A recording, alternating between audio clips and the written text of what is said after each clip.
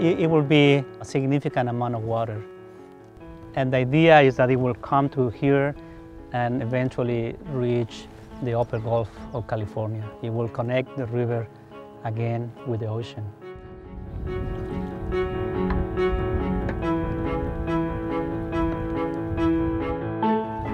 This is Henry Fountain of the New York Times. Water, or the scarcity of it, is one of the defining issues of the West.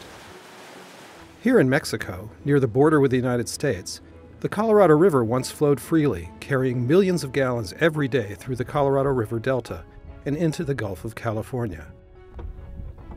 It doesn't anymore. Instead, the river largely ends here at Morelos Dam on the border. Rather than going into the Delta, which has shrunk to 10% of its original size, the water that does come here is diverted into a network of canals to slake the thirst of cities and irrigate crops.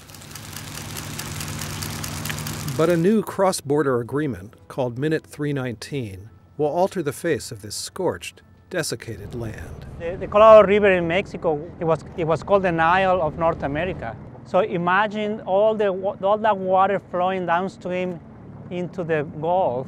That component is gone now. You don't have that now. Mexico made a commitment and told the U.S. delegation that the restoration of the Colorado River Delta was a priority for Mexico. Using water purchased from farmers, a Tucson-based conservation group called the Sonoran Institute has been restoring small areas in the river's riparian corridor. Their goal is to show people what just a little more water here can do. This restoration site is 50 acres in size. It's an example of what we would like to replicate along the riparian corridor. The people that are here are planting trees.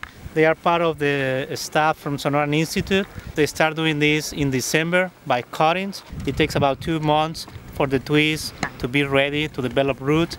And this year, they will be planting about 40 to 50,000 trees. The site, called Laguna Grande, seen here from the air, is an oasis in the vast Sonoran Desert. The long-term goal in terms of restoration is to create, a network of sites like this. This collaborative effort involving the governments of Mexico and the United States and the outstanding leadership from the Colorado River Basin states is remarkable in the diversity of its benefits. Minute 319 was signed in November 2012. The agreement between the U.S. Department of the Interior and Mexico will, over the next 5 years, ensure that some water flows down the river into the delta. Yeah, the agreement calls for a base flow and a post flow. What the base flow is just, a little bit of water flowing along the channel.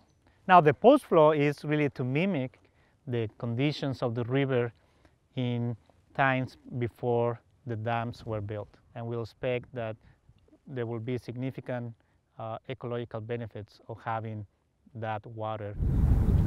But Minute 319 has other provisions. It allows Mexico to store excess water behind Hoover Dam, 250 miles north of the border, for use during dry years. It also calls for the repair of irrigation canals in Mexico that were heavily damaged in a 2010 earthquake.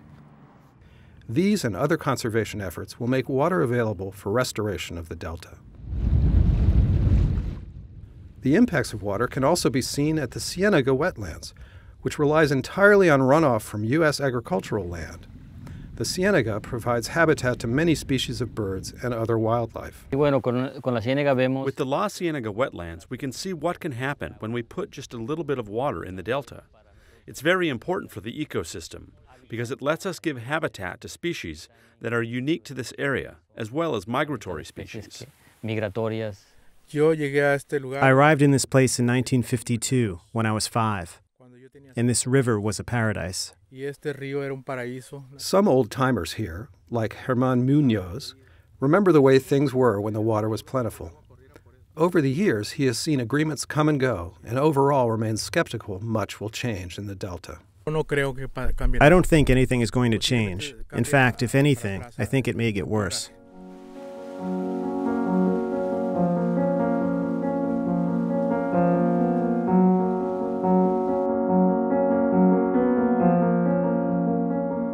For 70 years, the mantra in the West has been water for growth.